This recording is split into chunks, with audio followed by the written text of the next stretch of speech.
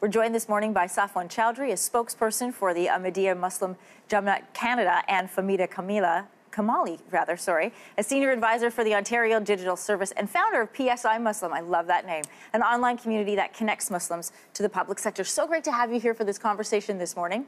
Thank you for having us. Thank you. First of all, how has the role of Ramadan played in your life, and how has it changed as you've gotten older? Well, you know, Ramadan is the holiest month of the year. So naturally for Muslims, it's a time that, regardless of age, you get very excited about. And it really, it's not a hunger strike where you're just giving up food, as what people may think. It's a full lifestyle change.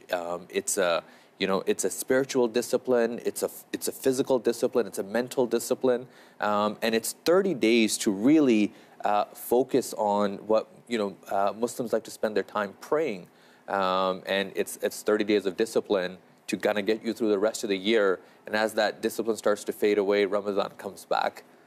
For anybody who's not familiar, give us the rules around fasting and what it symbolizes. So Ramadan is a period of fasting, but it's so much more than that. It's about self-reflection. It's about giving back to charity. Fasting in the month of Ramadan is just so much more than depriving your body of food. It's to enhance your other senses and really look at how you can become the best version of yourself. That's what makes me so excited about Ramadan. And these 30 days, I'm like the nicest, most giving version of myself. And I think it's the same for a lot of young Muslims. Charity is a big part of Ramadan as well. Explain how that is expressed. Yes, so it's 30 days of giving as much as it is of giving up food.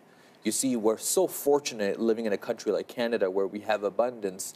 We don't go meal to meal thinking about where the meal is going to come from. Rather, the toughest thing is what do we want to eat and not want to eat, where many people around the world are fortunate or feel fortunate if they can just have one meal. So reflecting on that, naturally you feel more charitable. You want to give more as you get to experience the pain and the suffering that so many people go through. Hunger is not a choice, and it's something a lot of people have to endure through. So naturally that emotion of charity comes out, of also inviting others to have iftar meal with you. You want to share your meal when the fast ends with iftar others. Being the meal that you have after sundown. Correct. So it's the meal that you can finally have once the sun sets. And it's a meal that is typically had together in community. We even invite our non-Muslim friends to join us for that meal because of the aspect of sharing with others. You even wrote an article for non-Muslim friends and how they can participate in Ramadan. So I created a slide deck for all my colleagues, and it was called Ramadan Tips for Non-Muslim Friends of Muslims. And it literally just explains how you can be a good friend or ally to a Muslim. So it has all the fast facts, facts that people don't share, like did you know that we have bad breath because we're dehydrated?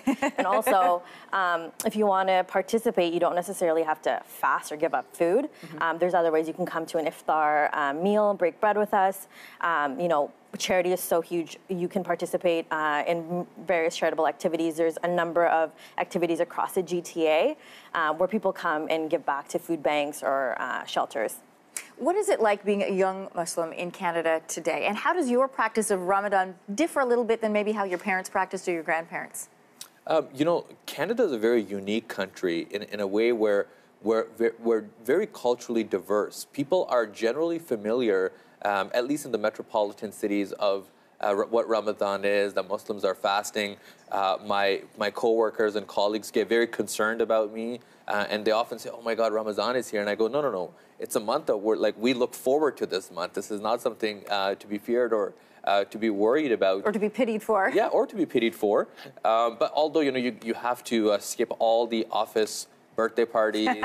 And you have to skip all the after-hour company curricular events, and typically, spend time in prayer. Most Muslims also aim to finish at least one full reading of the Holy Quran.